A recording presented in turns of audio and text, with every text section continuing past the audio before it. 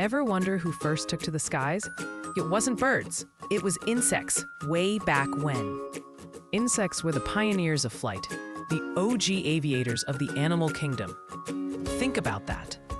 Their wings, a total game changer. They opened up new worlds for survival and finding food. Fossil records show their flying ancestors date back to the late Devonian period. Seriously old. This flight gave them a huge advantage. They could escape predators and spread far and wide.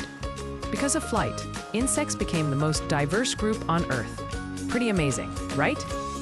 So next time you see a fly, remember it's a descendant of the first flyers. If you enjoyed these facts, give us a like.